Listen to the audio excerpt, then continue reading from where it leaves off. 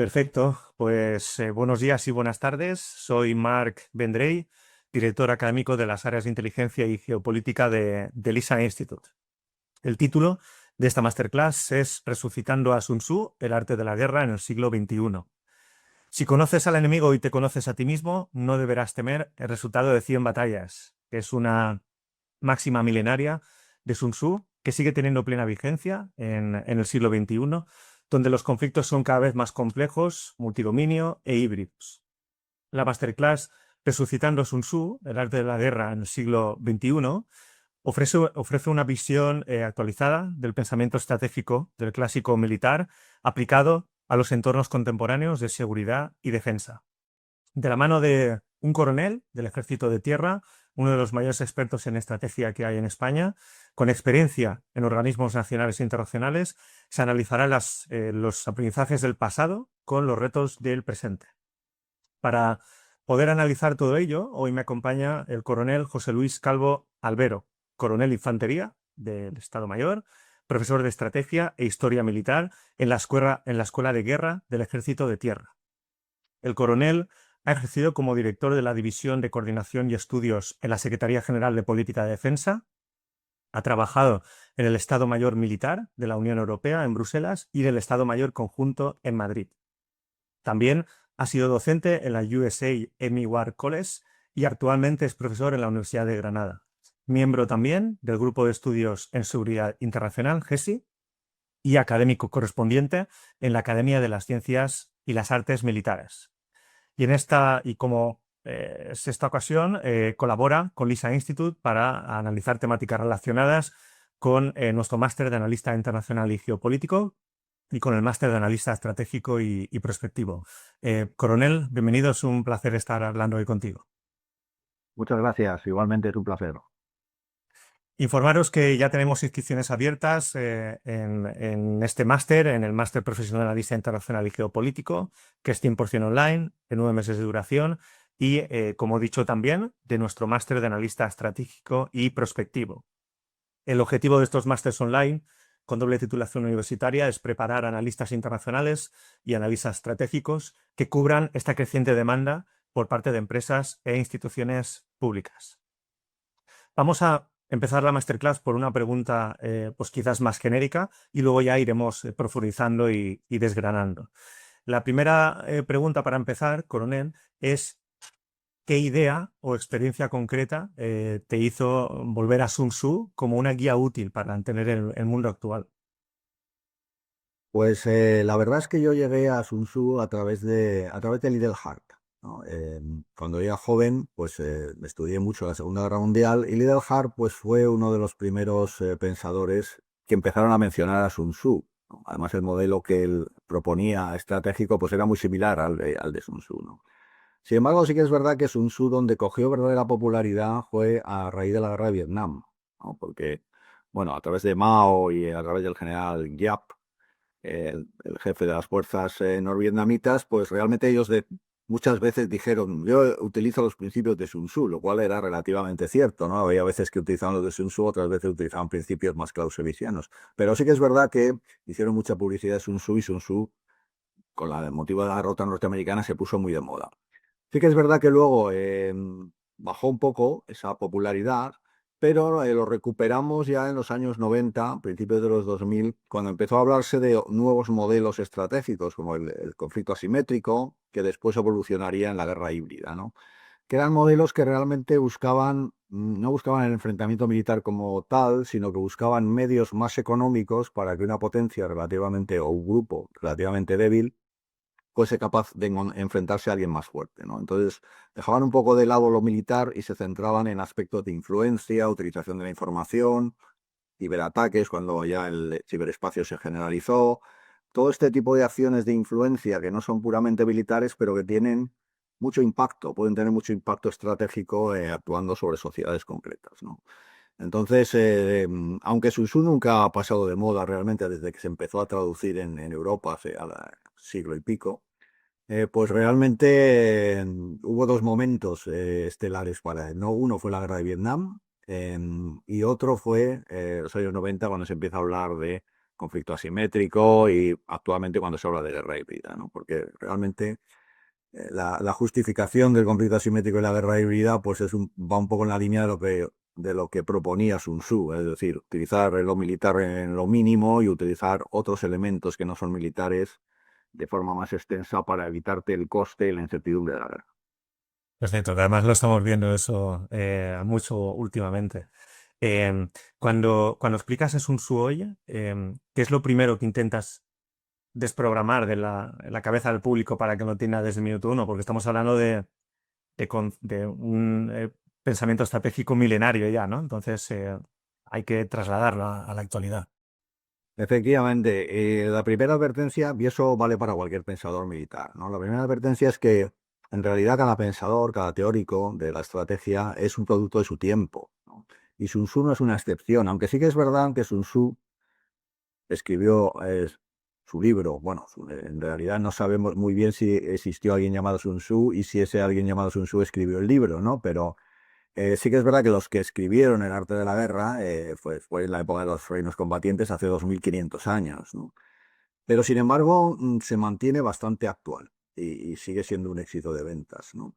Entonces yo lo primero que diría, la primera advertencia es mucho ojo porque Sun Tzu realmente es un producto de su época y su época es la época de los reinos combatientes, ¿no? La época de la primavera y otoño y los reinos combatientes, que es una época en la que China estaba dividida en múltiples estados y entonces, claro, en ese contexto estratégico, pues había que utilizar una estrategia muy prudente, ¿no? Porque si te empeñabas en una guerra con tu vecino, pues el resto de los reinos aprovechaban tu debilidad para declararte la guerra, para invadirte. Entonces había que ser muy prudente. La diplomacia tenía una importancia tremenda, porque había que hacer mejores alianzas que tu adversario, procurar que no te atacasen por la espalda. No había que gastar demasiados recursos con uno de tus vecinos porque si no te quedabas agotado para afrontar a los otros. Entonces, era un equilibrio de poder muy parecido al que se produjo en Europa en el siglo XVIII, en el que había varias potencias que estaban constantemente en guerra, ¿no? Y entonces, claro, en ese contexto es es donde se entiende a Sun Tzu, ¿no? Sun Tzu lo que propone es eso, ¿no? Un tipo de guerra limitada, corta, en la cual lo militar se utiliza lo mínimo, en la cual preparo muchísimo el conflicto, es decir, intento ganar el conflicto antes de que comience, eso lo dice así Sun Tzu, las guerras empiezan antes de que empiece la batalla, ¿no? Porque si no, me encuentro en una situación en la cual otros se van a aprovechar de mi debilidad o de que estoy empeñado en una guerra con alguno de mis vecinos para conseguir sus objetivos estratégicos, atacarme, invadirme, etcétera, etcétera.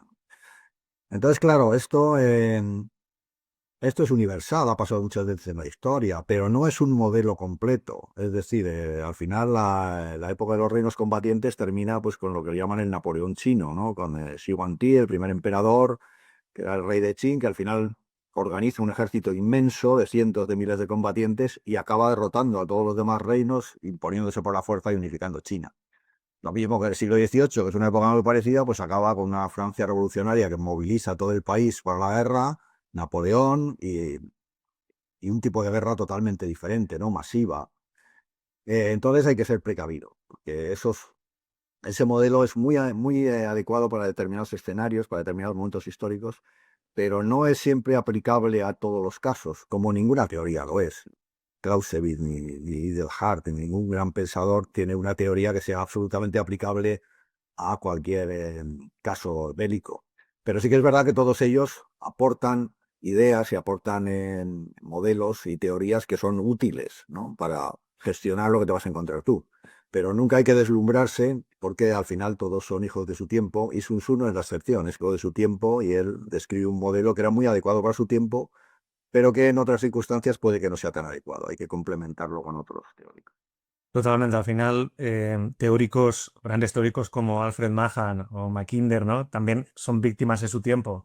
Mahan ahora mismo no, quizás no escribiría probablemente lo mismo que en su época.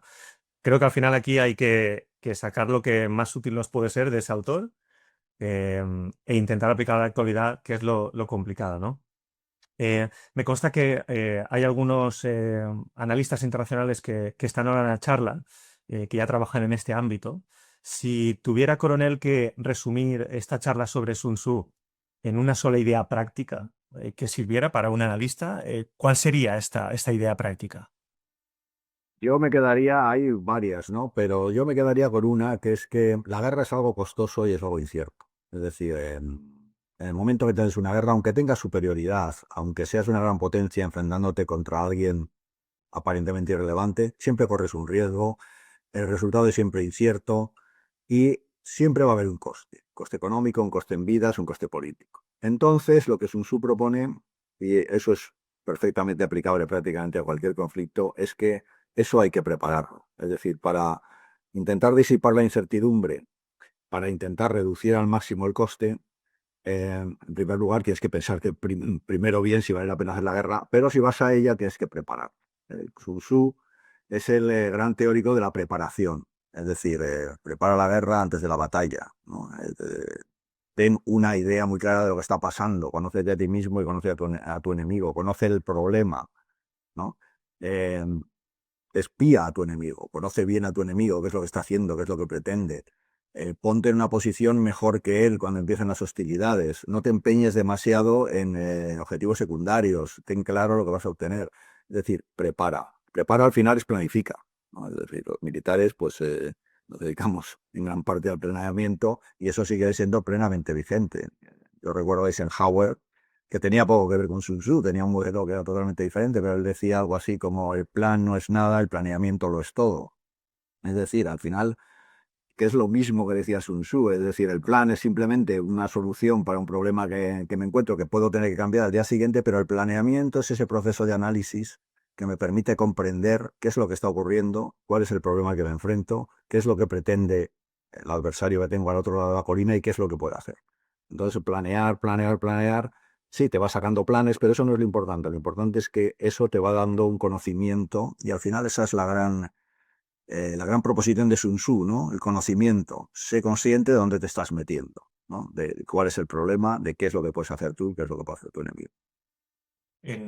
Hay una cosa que pasa con muchos clásicos y es la malinterpretación, porque es, claro, estamos hablando de un libro que se escribió hace muchísimos siglos. Eh, Me pasa con algunas personas que Nicolás Maquiavelo, que también es un histórico, es el padre de la ciencia política para muchos, que también se han malinterpretado, ¿no? Algunas frases que escribió en su libro El Príncipe, el famoso libro. Y en Sun Tzu también ha ocurrido esto alguna vez.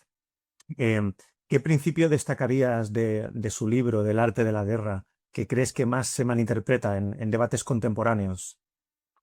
Bueno, yo creo que uno que se malinterpreta bastante, con bastante frecuencia es la idea de vencer sin luchar. Es decir, en la época de los reinos combatientes se luchaba y mucho. Y al final las batallas de la última fase son especialmente sangrientas, ¿no? Lo que Sun Tzu nos quiere decir con eso es que la lucha es la parte donde está la incertidumbre y el coste, ¿no? Entonces eso hay que reducirlo en lo posible. Pero no quiere decir que no haya que luchar, porque muchas veces se dice, no, no, Sun Tzu decía que luchar es una barbaridad. Y entonces la guerra en sí, la utilización de ejércitos, pues es una barbaridad también. No es exactamente eso lo que me decía Sun Tzu. Vencer sin luchar es un ideal. Él dice que eso es el ideal, ¿no? Probablemente el ideal que será muy difícil alcanzar, o no se alcanzará casi nunca, pero es a lo que tendemos que tender. Eso no quiere decir que no estemos dispuestos a luchar, ¿no? Esto además es una idea que está muy metida en el pensamiento oriental de las artes marciales, etcétera, ¿no? Los japoneses también dicen el último estadio, el estadio más perfecto del guerrero es cuando ya no necesita luchar, porque con su mera presencia ya disuade a cualquier enemigo, ¿no? Bueno, pues Sun Tzu decía algo parecido, pero eso es el ideal, eso es lo que unos pocos quizá alcanzarán alguna vez. Lo que ocurrirá normalmente es que tendrás que luchar, pero sí que es verdad que tienes que luchar lo menos posible y de tal manera que aproveches al máximo esa lucha, ese momento de lucha en el cual vas a tener un coste y te vas a someter a un riesgo, lo reduzcas en lo posible. Pero eso no quiere decir que no es un mensaje pacifista en ningún sentido. Entonces, yo creo que ahí es donde se malinterpreta muchas veces a Sun Tzu. Hablando de un poco también de principios y algo que está ya cada vez más en nuestro día a día, el mundo ciber, drones, inteligencia artificial, ¿qué principio dirías que sigue siendo más sólido, aunque cambien las tecnologías hoy en día?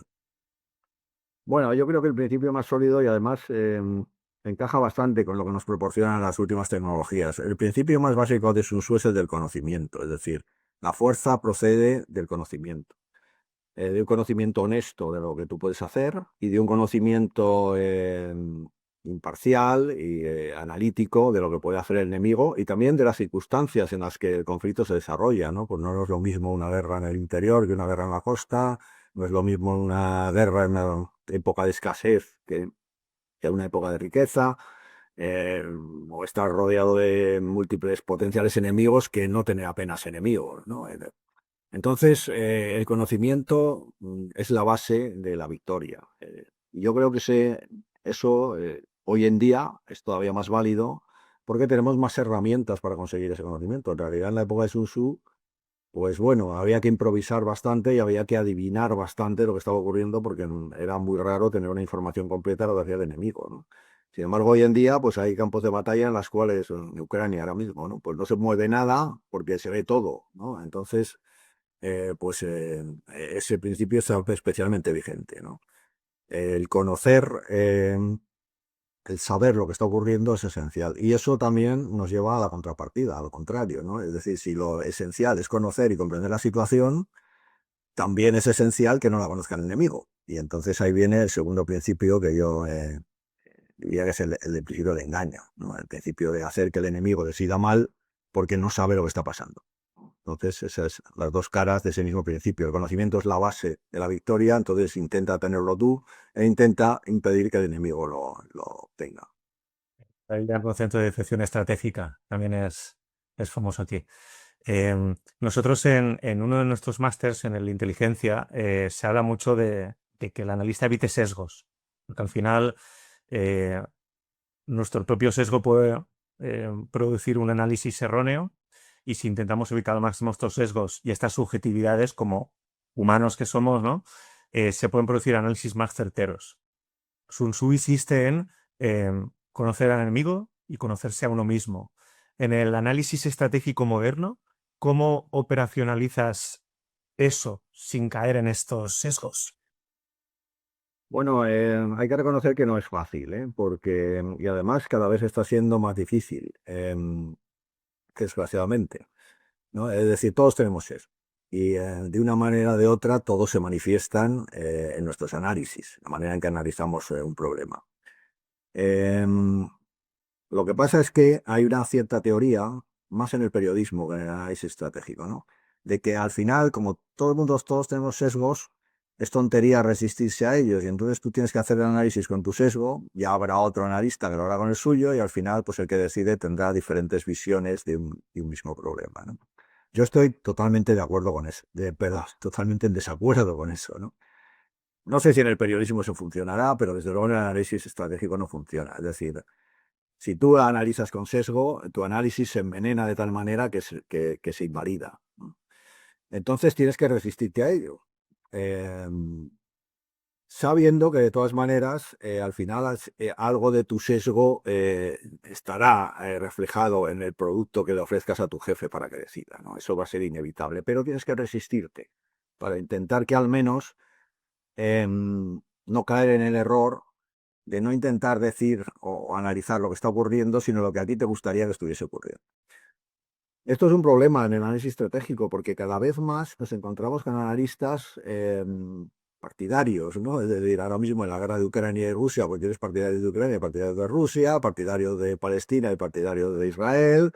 Entonces, eso es veneno para el análisis estratégico, totalmente. Es decir, que tú al final caigas en eso, porque al final además, entra una parte emocional, es decir, la gente, analistas de prestigio, analistas muy buenos, se echan a perder sencillamente porque al final su obsesión es defender que lo que ellos defienden es lo correcto, ¿no? La parte a la que ellos apoyan es la que tiene razón y es la que está ganando la guerra. Y eso les lleva, pues, muchas veces a obviar acontecimientos que son evidentes, ¿no?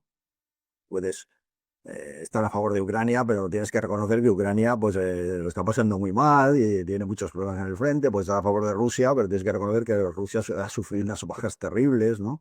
Entonces eso no lo puedes ocultar, no lo puedes intentar camuflar. No es honrado, no es honesto y no es propio de un analista estratégico. Entonces yo reconozco que cada vez es más difícil, y lo estamos viendo nosotros, los que nos dedicamos al análisis estratégico, cada vez tenemos más analistas ideologizados que se anulan a sí mismos y buenos analistas muchas veces. Entonces, lo que recomiendo siempre es intentar resistir. Siempre habrá un sesgo, siempre se reflejará de alguna manera nuestra preferencia, pero tenemos que intentar que eso sea lo mínimo. Y luego esto nos lleva a la segunda parte. Efectivamente, hay que tener varios analistas. Nunca te fíes de una sola persona. Es decir, en un equipo de analistas siempre tienes que tener gente, y además gente de pensamiento diverso, ¿no? No quiere decir que actúen con su sesgo, sino que pongan su input diferente al de los demás, ¿no? Y entonces lo que al final te ofrece el producto de lo que está ocurriendo, lo que puede ocurrir, etcétera, es un equipo, no es una persona. Es decir, no, en esto de la inteligencia no hay gurús, no hay gente que acierta en el futuro, porque además es imposible. Hay equipos que proporcionan productos lo más aproximados posibles a la realidad, ¿no? Entonces, eso es algo que hay que tener en cuenta. En primer lugar, no rendirse al sesgo, luchar contra él. Y en segundo lugar, el análisis siempre en equipos, en grupos, en los cuales además se fomente la diversidad, porque la diversidad es buena, ¿no? Pero esa misma diversidad, si es honesta, si es de gente que te dice honestamente lo que piensa, aunque sea con un poco con su input de sesgo, al final te proporcionará un producto de calidad. Lo coincido al 100%. Vamos a hablar ahora de algo que, como he dicho al principio, está de moda últimamente. Es vencer sin combatir, suena ideal, pero ¿cómo se traduce hoy en disuasión, coerción, presión económica o competencia bajo el umbral? Bueno, vencer sin combatir en realidad es algo que yo creo que todos los estrategas de la historia, salvo algunos especialmente entusiastas por la violencia, ¿no? Que también los ha habido, pero la mayoría de ellos lo ha intentado, es decir, o vencer combatiendo lo mínimo, porque esa es la idea principal de Sun Tzu, y a veces se malinterpreta, porque no quiere decir que no se esté dispuesto a combatir, pero sí que es verdad que el combate, la lucha, es algo terrible, es algo tremendamente costoso en vidas y, en, y en finanzas, como dicen los americanos, ¿no? Logan Preso.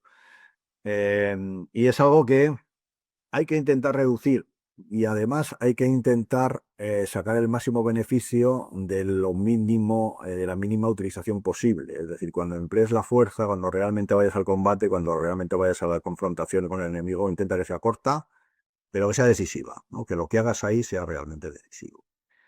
Entonces, esto ha sido siempre así, es decir, todos los estrategas han intentado combatir lo menos posible porque saben que es muy costoso. Incluso algunos que los tenemos como bárbaros sedientos de sangre, los vikingos o los mongoles, pues bueno, sí, hacían barbaridades, pero hacían barbaridades para no tener que combatir. Pasaban a cuchillo a una población para que la siguiente se rindiese y simplemente pues les diese no, rescate, que es lo que querían ellos. Lo que querían es un beneficio económico, entonces yo no tengo ganas de asaltar una población. Entonces a veces hago un acto de terrorismo para que se me rindan el resto y no tener que combatir. Miedo. Entonces, pues bueno, eso ha sido una constante a lo largo de la historia, ¿no? Lo que pasa es que actualmente eso se refuerza todavía más, porque después de la Segunda Guerra Mundial, además, la guerra como tal queda proscrita como un instrumento político, ¿no? Es decir, el momento que nos unimos a Naciones Unidas y que firmamos la Carta de Naciones Unidas, pues reconocemos que la guerra no se puede utilizar para imponer nuestra voluntad a nuestro vecino. Se puede utilizar solamente si nos atacan, para defendernos, para defender a alguien que está siendo atacado, o si el Consejo de Seguridad permite la utilización de la violencia, de la fuerza, ¿no? Para restaurar el equilibrio internacional.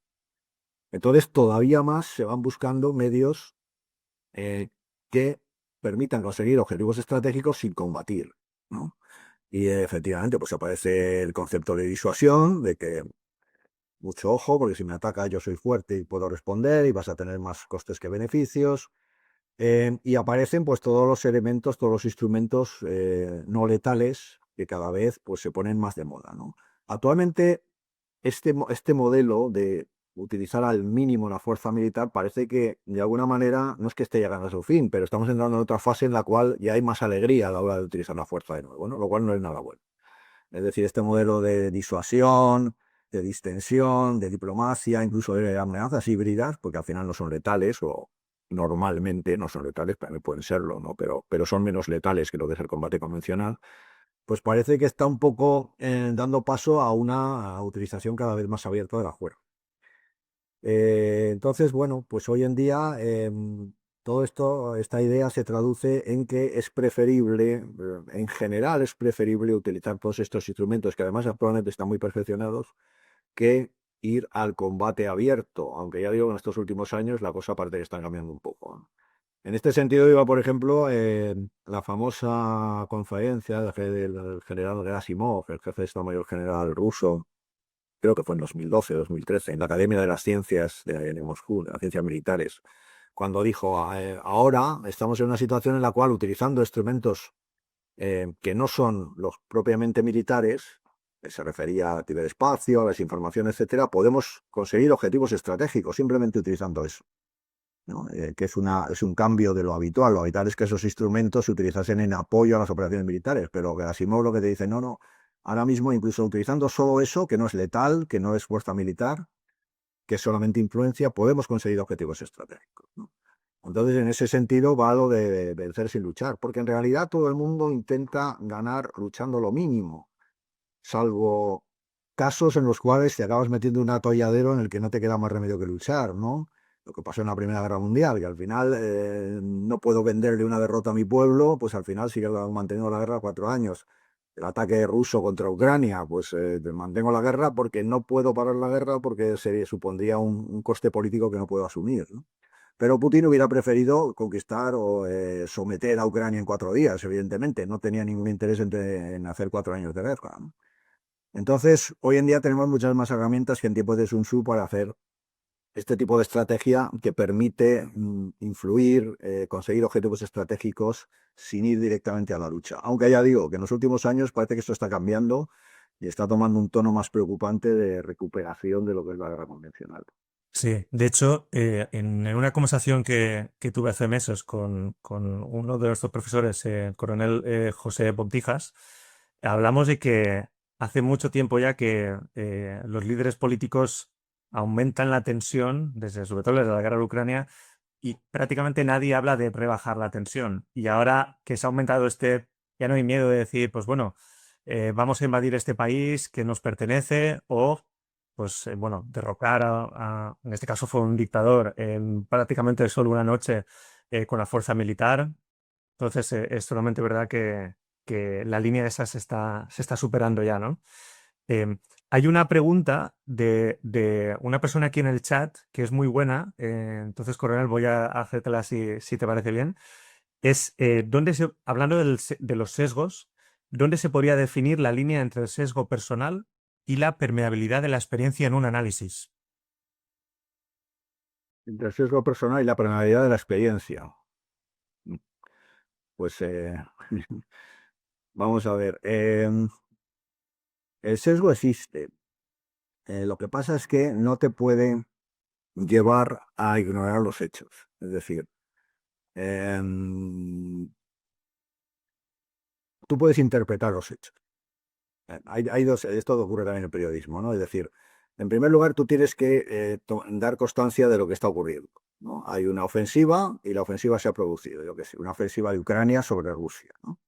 Y tú puedes decir, bueno, esto no va a durar mucho porque los ucranianos son muy malos, etcétera, etcétera, ¿no? O puedes decir lo contrario, bueno, esto es por fin la gran ofensiva que va a acabar con los rusos, ¿qué tal, no?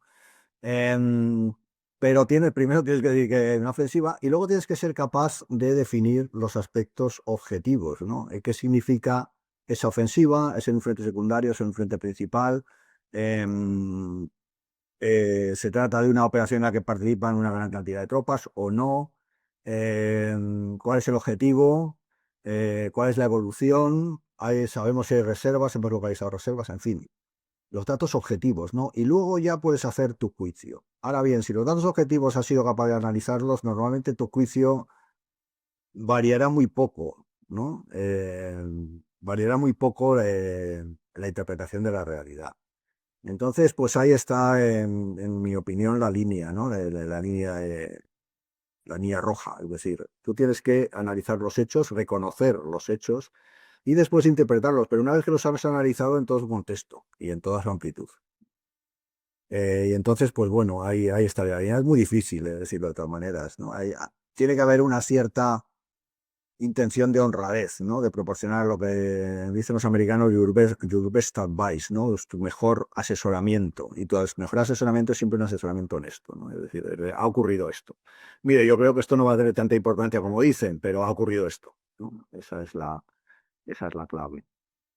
Hemos hablado de los conflictos. ¿Dónde dirías que Sun Tzu se queda corto para explicar conflictos actuales y si crees que para entenderlo mejor, que supongo que sí, hay que complementarlo con otros marcos también para entender mejor estos conflictos, aparte del pensamiento de Sun Tzu?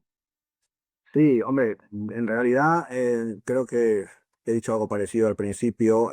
A todo teórico tiene que ser complementado con otros. No hay un teórico absoluto que sirva para todos los conflictos y para todas las situaciones, ¿no? Cada uno de ellos, hay que es hijo de su tiempo y sirve mejor para determinado tipo de situación o de conflicto, ¿no? Entonces a Sun Tzu hay que complementarlo, ¿no? Em, con Clausewitz, con Liddell con Colin Gray, en fin, con los diferentes pensadores. En realidad, el que se dedica a la estrategia tiene que estudiar la evolución de la estrategia, tiene que, de la misma manera que el que estudie filosofía tiene que estudiar la evolución del pensamiento filosófico, pues el que estudie estrategia tiene que estudiarlos a todos, ¿no?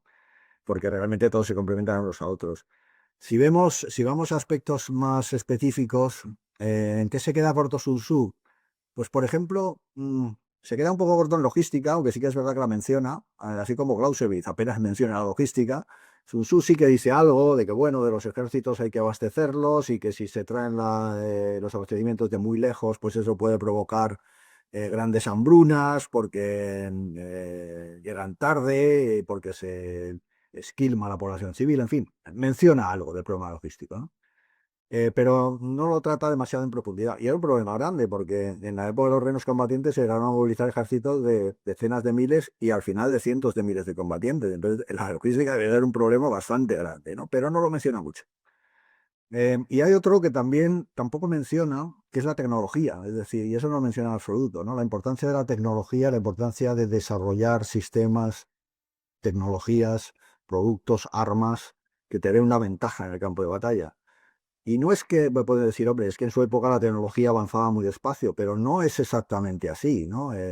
Por ejemplo, en la época de los reinos combatientes, cuando se introduce la ballesta china, que era un producto tecnológicamente, era como un dron ahora, ¿no? Un producto extraordinariamente avanzado para la época, porque para hacerla había que hacer un sistema de disparo con unas piezas metálicas muy pequeñas, pero muy resistentes, que era un desafío para los herreros de la época, ¿no?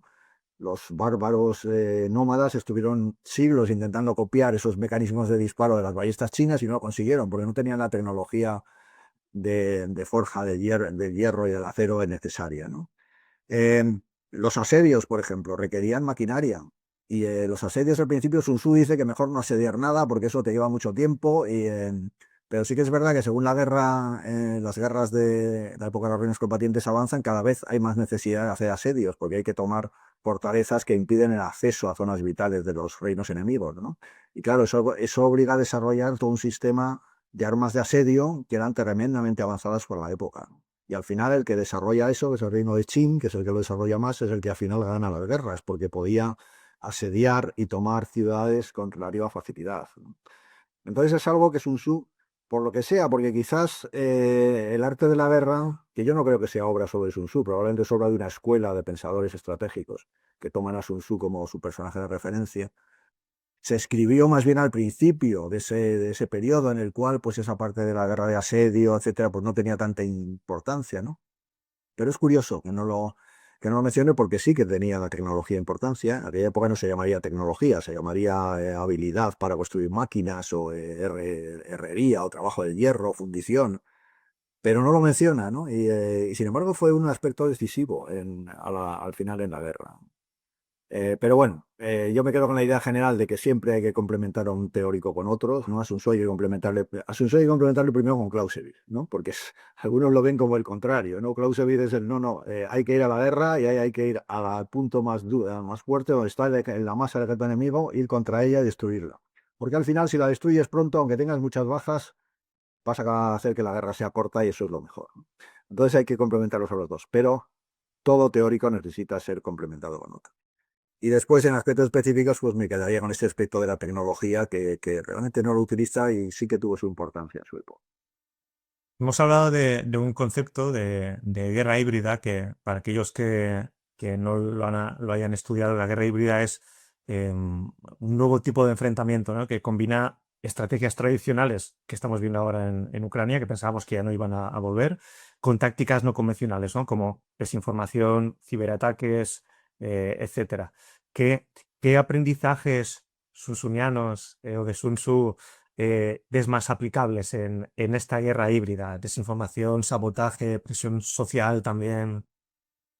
Bueno, hay dos esenciales. Uno es el de conocimiento de nuevo, por ejemplo, el espionaje, ¿no? El espionaje en la época de Sun Tzu, pues era con espías físicos que a la vez eran agitadores, ¿no? Es decir, por un lado tenían información y por otro lado intentaban dispersar, extender rumores que desacreditasen a los gobernantes, etcétera, ¿no? Entonces, claro, las posibilidades eh, actuales pues son enormes en este aspecto, ¿no? Es decir, actualmente el espionaje se hace a través del ciberespacio.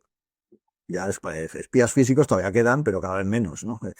Entonces, si alguien quiere obtener los planos del F-35, pues no manda a James Bond, sino que sencillamente que contrata hackers que se metan en el sistema de la Lockheed Martin y saquen los planos, ¿no? Entonces, eso es un principio de Sun Tzu que se ve tremendamente reforzado con las estrategias o las amenazas híbridas. El segundo es el principio que también Sun Tzu lo menciona menos, porque Sun Tzu se centra mucho en los espías, de hecho lo dedica el último capítulo a los espías y en saber y conocimiento, ¿no? Pero la parte de promover el descontento, crear irritación, desacreditar a los líderes, eso lo trata más otro pensador que además es casi contemporáneo, es un poco más moderno que Sun Tzu, que es Kautilya, aquí en España le llamamos Chanakya, que era indio, era un consejero de los reyes indios, de la dinastía Maurya. Y entonces él escribe un libro en el cual también habla sobre la guerra y él dedica más atención a romper la cohesión enemiga. Es decir, así como Sun Tzu dedica mucha atención a la inteligencia, a saber lo que está haciendo el enemigo y lo que va a hacer y saber lo que podemos hacer nosotros, Kautilya dedica más atención a intentar, antes de entrar en la guerra, al final los dos piensan lo mismo, que la guerra hay que prepararla y que cuando te lances a la batalla prácticamente la tienes que tener ganada, ¿no? Lo que pasa es que Sun Tzu ponía más acento en conócete a ti mismo, conoce al enemigo, espía, hace con información, mientras que Kautilya decía, no, lo que hay que hacer es romper la cohesión de la sociedad enemiga, desacreditar a sus líderes, crear tensión, crear terror, crear una situación de incomodidad, de indefensión, de tal manera que cuando entremos en el territorio enemigo, nuestro ejército sea recibido como un liberador, ¿no? De que por fin viene alguien y que va a poner orden aquí, ¿no? Entonces, en ese aspecto que Sun Tzu también toca, pero menos, ¿no? Él sí que se refiere muchas veces a mantener la cohesión de la sociedad propia e intentar romper la cohesión de la sociedad enemiga, pero menos que Kautilya. Aquí, pues con las amenazas híbridas, pues encontraría un instrumento magnífico, ¿no? Para conseguir algo que en su época era muy difícil, porque es que era muy difícil tener contacto con la población enemiga para poder influirla, ¿no? Sin embargo, hoy en día, a través del ciberespacio, pues es algo tremendamente fácil. Sí, ahora 10 personas a miles de kilómetros de distancia pueden desestabilizar un país con fake news, desinformación, etcétera. Totalmente, totalmente. De hecho, había una pregunta también que preguntaba sobre los espías, que ya más o menos la ha respondido, así que me la voy a saltar. Eh, Creo que es importante también que hablemos un poco de Sun Tzu y cuál es la influencia de Sun Tzu en la estrategia china actual, que creo que es una pregunta necesaria cuando se habla, ¿no? de este estratega. Pues yo siempre digo que tiene una influencia importante, aunque la estrategia china actual es producto de muchas corrientes y de muchas tendencias, ¿no? Sun Tzu, hay que tener en cuenta que Sun Tzu, en realidad, el arte de la guerra es uno de los 7 libros que los chinos llaman wuxia, ¿no? De los 7 libros guerreros, ¿no? Que se estudiaban en las oposiciones para ser funcionario en China hace 1000 años, ¿no? Es decir, hay una literatura y además son todos, yo no los conozco, ¿no? Y conozco solamente un par de ellos más. Pero van todos en el mismo camino de una guerra o afrontar la guerra de una manera muy poco violenta, utilizando todos estos instrumentos de la diplomacia, la información, la preparación, la inteligencia, etcétera, etcétera, para intentar evitar la lucha en lo posible. Y esa tradición de la cual Sun Tzu forma parte, porque al final eso no lo inventa Sun Tzu, eso en realidad es un modelo estratégico chino que ha sido tradicional, ¿no? Tan tradicional como puede ser, pues, en España la guerra irregular, ¿no? Es un modelo tradicional histórico que de vez en cuando se produce. Pues en China ese modelo de intenta ganar la guerra luchando lo mínimo posible, pues es una tradición histórica, ¿no? Entonces, eso tiene influencia, pero hay muchas otras influencias. Por ejemplo, eh, sobre todo últimamente, Mao tiene una influencia tremenda en la estrategia china actual, ¿no? Y Mao sí que sigue a Sun Tzu, al menos en las fases iniciales de la sublevación, de la insurrección, cuando las fuerzas irregulares son débiles, pues él sigue a Sun Tzu, ¿no? La estrategia del agua, si te atacan, retírate, si se retiran, ataca, en fin, todo eso Mao lo proponía. Pero cuando se siente fuerte, se vuelve clausewitziano.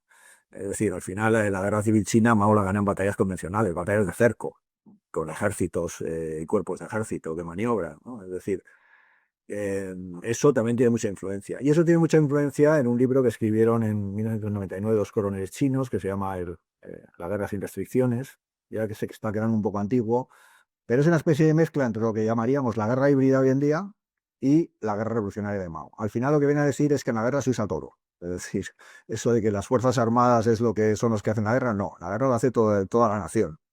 Y se utiliza todo, la economía, la diplomacia, las fuerzas militares, la información, la contrainformación, los ciberataques, el terrorismo, si hace falta, lo que haga falta, ¿no? Entonces, esa tradición es bastante más agresiva que la de Sun Tzu, ¿no? Y a veces hay contradicciones, ¿no? Por ejemplo, Sun Tzu decía que la guerra debe ser corta, sin embargo, Mao, hay un momento que en la guerra contra Japón dice, no, la guerra debe ser larga. De hecho, hay un libro de Mao, que es La guerra prolongada, en el que él explica, dice, no, porque una guerra larga nosotros la podemos ganar, porque tenemos la paciencia estratégica para ello, mientras que Japón, que está combatiendo en un país extranjero y es un país pequeño, no puede sostener una guerra larga porque se agotará, ¿no? Entonces, muchas veces Sun Tzu tiene influencia, y sí que es verdad que en la estrategia china actual se ve esa influencia. China no ha invadido Taiwán todavía, ¿no? Y no, yo creo que no le gustaría, no pretendería invadir Taiwán por la fuerza. Si Taiwán un día decide, mira, que yo me quiero reintegrar a la China continental, estarían encantados y es lo que ellos buscan, realmente. Ahora, si en un momento dado ven que eso se va a independizar y si se va a ir definitivamente de China, probablemente utilizarán la fuerza, están dispuestos a eso, ¿no? Pero ellos prefieren siempre una aproximación que no sea violenta, salvo cuando se refiere a cuestiones de, o bien del partido, del control que el partido ejerce sobre la población, o bien de cuestiones territoriales, el Tíbet, Xinjiang, la propia Taiwán, ¿no? Es decir, si ven que eso realmente va a suponer una amenaza nacional, ellos van a ver. Pero si no, ellos prefieren siempre una solución que no sea violenta, que no sea militar. Y ellos prefieren más una competición económica y tecnológica con Estados Unidos que una competición militar. Y de hecho es lo que están haciendo ahora. Están intentando primero convertirse en potencia y después, una vez que seamos potencia económica, ya lo son, evidentemente, y luego militar, pues ya hablaremos, ¿no? En una situación de superioridad militar con Estados Unidos hablaremos de otra manera. En esos juegos de estrategia como el Age of Empires, en los cuales tienes que elegir entre crear soldaditos o crear recursos, pues los chinos eligen crear recursos. Porque si tienes recursos, al final crearás soldaditos, ¿no? Y entonces, cuando tengas muchos soldaditos, ya puedes negociar de otra manera con un adversario que será entonces más débil. Entonces, sí, tiene mucha influencia todavía, pero no es la única. Y los chinos a veces pueden ser también agresivos, ¿eh? Si ellos ven peligrar, están además muy resentidos con el siglo XIX y con los europeos que semicolonizaron China, y en un momento dado pueden volverse agresivos si ven realmente los intereses nacionales muy amenazados. De hecho, hay ejemplos de intervención, pues, al final es guerra híbrida también, desinformación, etcétera, de China respecto a Taiwán, sin aún usar la fuerza, ¿no? En ningún momento. O sea que sí, totalmente, totalmente. Em, Hemos hablado también de guerra cibernética. En esta guerra, que es prácticamente nueva dentro de la historia, ¿no? de la humanidad, ¿Cómo reinterpretas eso que escribió Sun Tzu de terreno, movimiento, líneas de suministro? ¿Cómo se puede interpretar esto a esta guerra cibernética?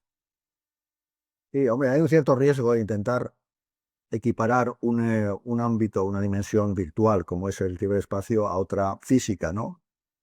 Pero bueno, se puede intentar, ¿no? En realidad el terreno es donde actúas, ¿no? Entonces, donde actúas en el ciberespacio, ¿qué es? Bueno, hay una parte física o semifísica, ¿no? Necesitas un hardware y necesitas un software, ¿no?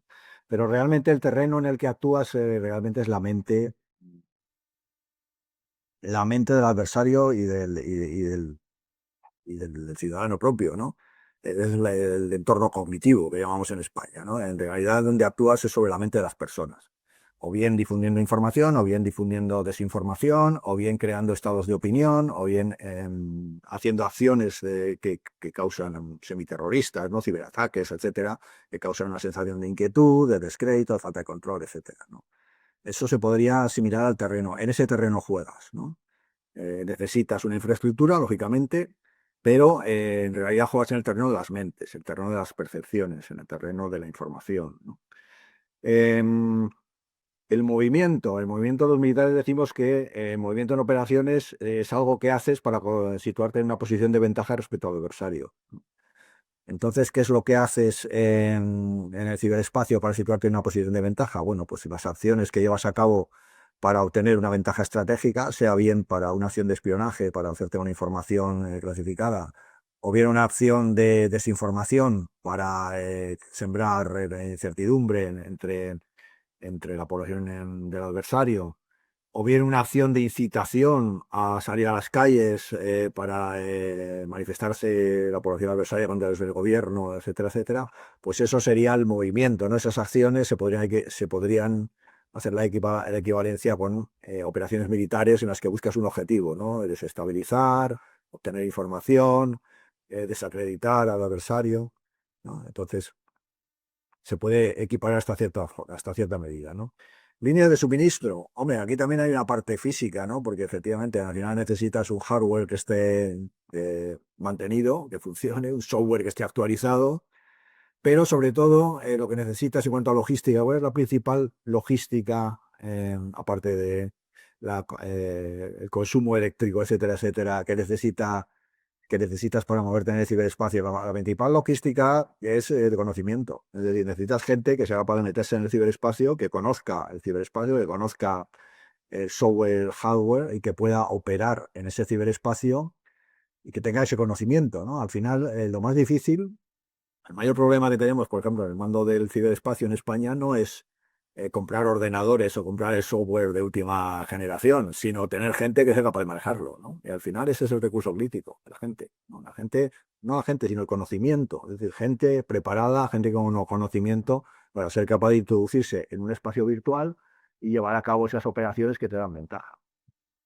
Nombrado coronel el Age of Empires y la gente se ha puesto nerviosa aquí en el chat. Yo juego de vez en cuando, pero recomiendo que para una guerra larga y una partida larga tengáis preparados el tema de los recursos, porque si no, la partida se termina perdiendo. Eh, Sun Tzu, vamos ahora a otro concepto que es el concepto de la decepción, que también lo has comentado hace un momento. Sun Tzu valora mucho la decepción. Eh, Estando en estados democráticos, o sea, ¿cómo se equilibra eso con democracias abiertas, prensa, redes sociales, control parlamentario, con esta decepción estratégica?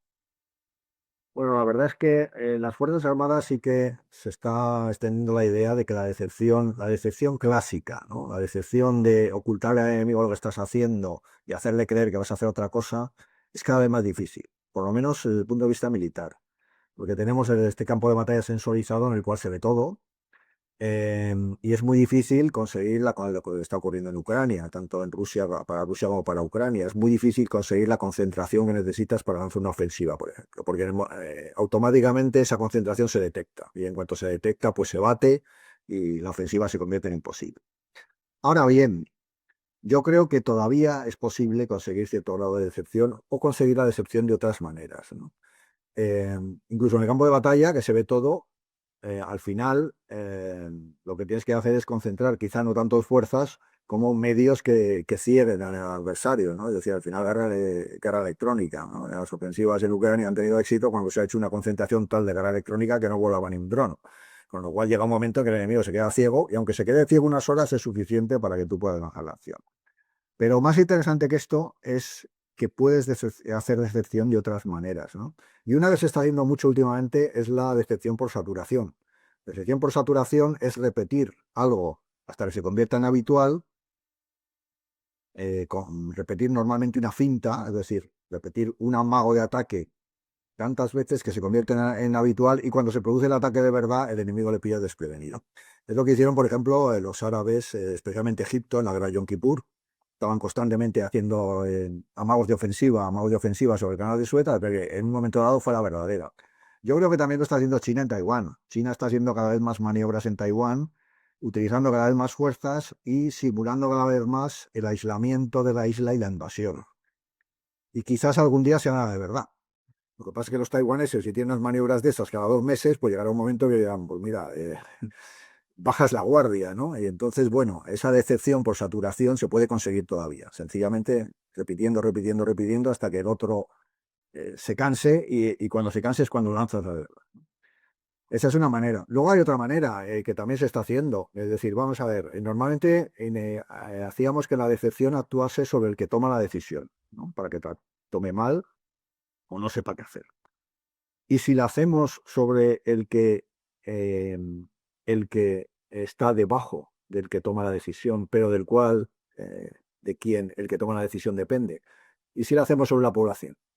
Es decir, si difundimos una serie de noticias falsas, de teorías de la conspiración, que hacen que la población pierda completamente la confianza en su líder y crea una serie de cosas que hacen que a su líder le sea imposible decidir, tomar determinadas decisiones porque su pueblo le acusaría de traidor, ¿no? Es decir, hay una teoría de la conspiración de que realmente estás en connivencia con determinado Estado y te está dando dinero, tú, presidente del gobierno, te estás recibiendo dinero de un Estado. Entonces llega un momento en que para ti es imposible hacer una alianza oficial con ese Estado porque supondría una confirmación de esa teoría de la conspiración que todo el mundo se cree, ¿no? Entonces, actuando sobre la población es posible muchas veces limitar las decisiones que puede tomar un líder, aunque al líder no le has engañado, pero él le has limitado. Llega un momento en que hay cosas que no puede decidir porque se le echa la gente encima, porque entre la gente has promovido una serie de ideas que se las han creído y que hacen que desconfíen del líder y que limita tremendamente la capacidad de decisión del líder. Y luego hay una tercera forma de decepción, que es la decepción por saturación de información. Es decir, bien, ahora mismo lo que tenemos es una información completísima. Si la tenemos tan completa y producimos tanta información en tantos sitios a la vez que no la puedes gestionar, llega un momento en que no sabes lo que pasa. Es como cuando no tienes información en absoluto. Es decir, se te puede crear la incertidumbre, bien porque no sabes nada o bien porque sabes demasiado y no eres capaz de distinguir entre lo que es esencial y lo que es accesorio. Entonces, si bombardeas con información falsa, verdadera, medias verdades, a través de diferentes canales, a tal velocidad que el otro no es capaz de analizar esa información, muchas veces creas la misma sensación de incertidumbre, ¿no? Y los rusos dicen que en realidad la decepción, la maskirovka que dicen ellos, eh, el ideal de maskirovka no es cuando has engañado al enemigo y cree que vas a hacer algo que no vas a hacer, sino cuando lo has desconcertado, es decir, cuando no puede decidir. Porque aunque el enemigo decida mal, aunque le hayas engañado y realmente decida sobre bases falsas, por lo menos decide y va a hacer algo, ¿no? Pero cuando consigues que quede en la absoluta incertidumbre, que no sepa qué decidir porque no sabe qué está pasando, esa es la situación ideal, ¿no? Ahí es donde tú puedes utilizar toda tu iniciativa y lo puedes tener a tus pies en poco tiempo. Entonces, bien, cada vez es más difícil de conseguir la decepción, pero hay maneras, ¿no? Maneras más sutiles, más complejas, más elaboradas, pero que todavía se pueden utilizar. La sobreinformación sería como el concepto que en inteligencia se usa de infoxicación, como que el analista está intoxicado de mucha información, falsa, verdadera, y al final pues toma decisiones erróneas, entiendo, que vea por ahí.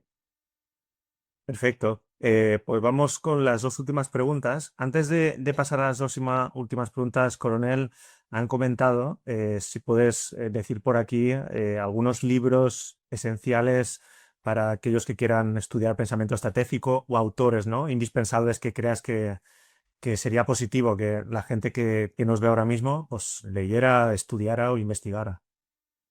Bueno, depende de si es gente que ya tiene un background estratégico o se quiere iniciar. Yo sí, para gente que se quiere iniciar la estrategia, recomiendo Sun Tzu, efectivamente, porque es muy fácil de leer y lo que dice además es aplicable a la mayoría de los conflictos.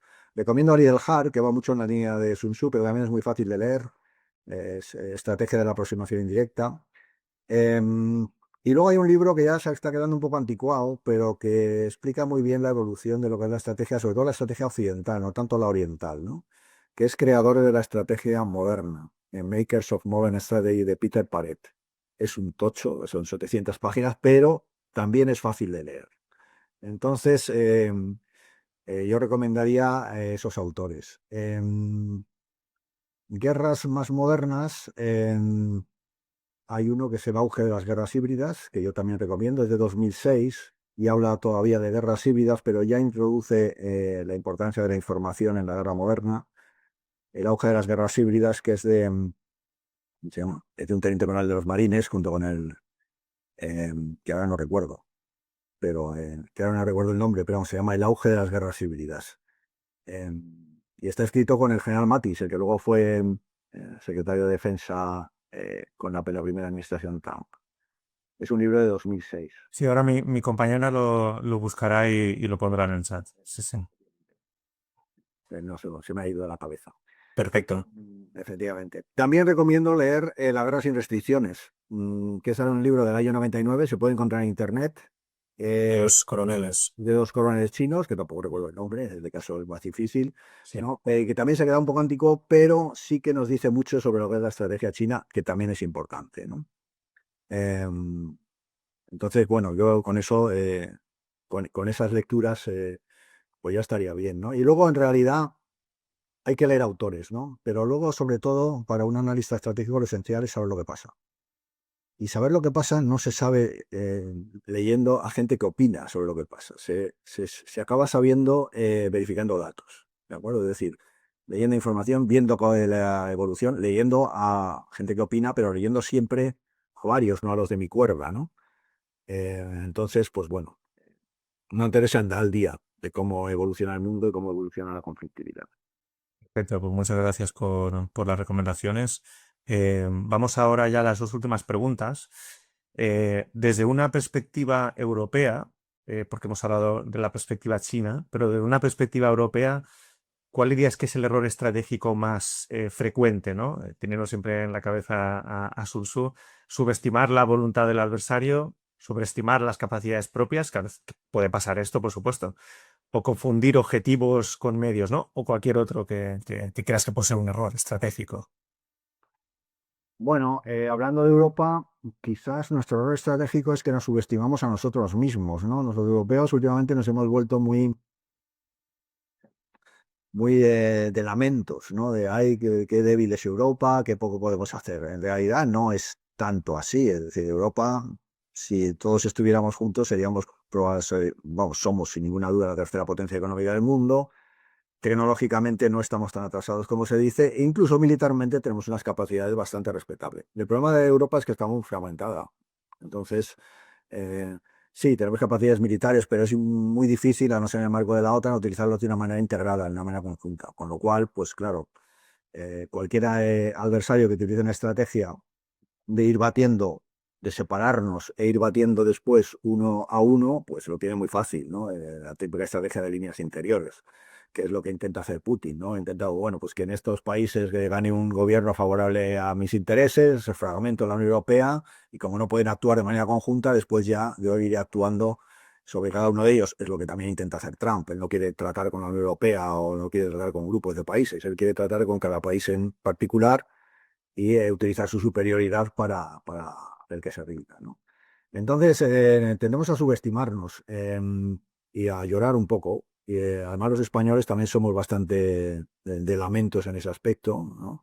Y subestimamos nuestras capacidades y tenemos capacidades. Lo que pasa es que tenemos que tener la idea clara de que o nos unimos o nos convertiremos en, no ya en irrelevantes, que es lo que yo decía hace 10 o 15 años, sino en vasallos, que es lo que se dice ahora, ¿no? Que es peor que ser irrelevantes, ¿no?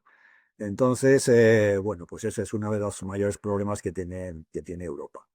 Los que sobreestiman las capacidades propias son los norteamericanos, ¿no? Porque además es algo, lo mismo que los europeos, somos así de llorones, ¿no? De quejarnos de lo débiles que somos, los americanos tienden a sobreestimar su capacidad. Tienen una capacidad enorme militar y tienen una capacidad de ganar guerras cortas y convencionales que no tiene ningún otro país en el mundo. Pero en cuanto el conflicto se alarga, la cosa ya no va tan bien. Entonces, ellos también tienen esa manía de meterse en atolladeros de los que luego no saben cómo salir, ¿no? Por eso, una Irán. de las explicaciones de cómo han hecho lo de Venezuela es para no meterse en el atolladero. Sí, a veces la administración Trump no es tan primaria como se piensa, ¿no? Yo, no nos metimos en Irak, que aquello no fue nada bien, ahora lo hacemos todo desde fuera. Veremos a ver si se puede hacer desde fuera, ¿no? Que eso también es complicado. Pero ellos tienen también esa tendencia a sobreestimar sus capacidades. Y lo de confundir objetivos con medios, hombre, también lo hacemos mucho los europeos, ¿no? Porque nos hemos marcado esa idea de, bueno, también nos lo han marcado los americanos, hay que gastarse el 5% en defensa, ¿no? Eso no está al principio, está al final. Es decir, los europeos tenemos que gastarnos en tener unas capacidades militares completas, modernas, tecnológicamente avanzadas, y eso cuesta dinero y veremos a ver cuánto nos tenemos que gastar. A lo mejor nos tenemos que gastar el 3, el 4 o el 7. Entonces, lo que nos tenemos que gastar es lo último, no lo primero. No, usted se va a gastar el 5. Bueno, pero ¿por qué el 5? ¿Y por qué no el 3? ¿Y por qué no el 8? Primero tendré que ver en qué me lo tengo que gastar, ¿no? Entonces eso también es un riesgo que estamos sufriendo actualmente y en mi opinión es una disfunción, porque además, bueno, ya la gastes el 5% el año que viene, pues no puedo. El Pentágono no se puede gastar todo su presupuesto porque dan tanto que no tiene capacidad de gestión para gestionar toda esa cantidad de fondos. Si a cualquier órgano de la administración de repente le multiplican el presupuesto por 3, no es capaz de gastárselo al año siguiente.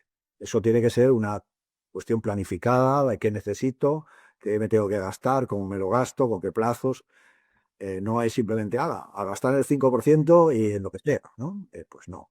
Entonces, efectivamente, este es también un error estratégico que estamos cometiendo y que de alguna manera pagaremos, seguramente. Eso el tema que has comentado al principio, de la unidad europea, eh, hay pruebas de que a Rusia le convenía mucho que Reino Unido saliera de la Unión Europea y que apoyó ese partido político o esos movimientos secesionistas para que se saliera Reino Unido, que ahora parece que se arrepienten de no estar dentro.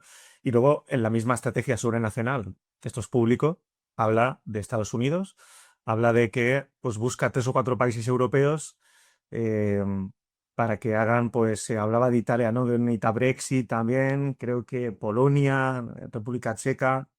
eh, pero bueno, hay poderes importantes que intentan pues debilitar, ¿no? A los europeos y separar a la Unión Europea. No es lo mismo que en una guerra de aranceles luchemos España solo contra Estados Unidos que toda la Unión Europea, ¿no? Frente a otro país. Perfecto. Me dicen por aquí, coronel, que el autor del arte de la guerra híbrida podría ser Frank Hoffman. ¿Es posible? Efectivamente, ese es. Perfecto, Frank Hoffman. Vale, pues ya vamos a la última pregunta. Si Sun Tzu renaciera hoy, ¿no? Y viera la inteligencia artificial, el mundo ciber, ¿no? Narrativa, guerra multidominio, ¿qué capítulo crees que reescribiría primero, ¿no? De este libro? ¿Y qué advertencia nos haría? Bueno, yo creo que reescribiría el último, el de los espías y la inteligencia, reescribiría las partes en las que él se refería a la influencia sobre la población enemiga, porque claro, esto, pues realmente los avances tecnológicos, el mundo digital en el que nos encontramos ofrece unas posibilidades inmensas, tanto para la obtención de información al instante, como para la influencia sobre la población, sobre los decisores enemigos, ¿no? Entonces, él reescribiría su obra y diría, esto se ha convertido, probablemente diría algo parecido a lo de Gerasimov, ¿no? Diría, esto que antes era complementario, es decir, para hacer la guerra primero tienes que tener inteligencia, tenías que trabajar la población enemiga para facilitar que tu ejército avanzase, pues probablemente ahora ese ideal de vencer sin luchar, de que puedo obtener objetivos estratégicos sin necesidad de utilizar las Fuerzas Armadas, pues sería realidad, ¿no? Y probablemente Sun Tzu se entusiasmase bastante con ello.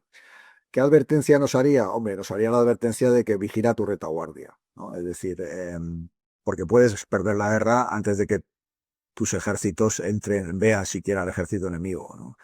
Eh, eh, Él se daría cuenta de que eso que él ya vislumbraba, ¿no? De que efectivamente al final los ejércitos dependen de la sociedad y esa sociedad pues tiene que tener cierta confianza en sus líderes y tiene que prestar cierto apoyo, por un lado material, en personal, en recursos, etcétera, y por otro lado moral a sus ejércitos, ¿no? Porque si no, todo ese sistema, y eso también lo decía Clausewitz, todo ese sistema realmente colapsa, ¿no?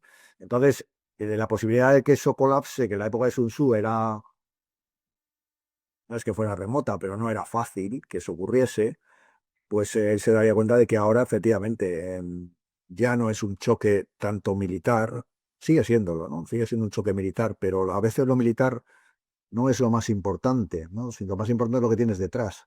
Y ahora mismo las facilidades para atacar lo que tienes detrás son inmensas. Entonces probablemente él diría, bueno, efectivamente, tú puedes vencer sin luchar, pero ten cuidado porque a lo mejor antes de que empieces a planear ya te han derrotado, ¿no? Porque no te están atacando a tus propias armadas, ni te están planteando una guerra en términos convencionales, sino que sencillamente están socavando totalmente la cohesión de tu sociedad. Y sin una sociedad cohesionada es imposible ganar ningún conflicto. Totalmente. Pues bueno, esperamos que esta masterclass os haya servido a todos para entender mejor la importancia de estudiar a Sun Tzu y otros clásicos en el contexto actual, y que esto pues, nos permita entender mejor lo que pasa a nuestro alrededor.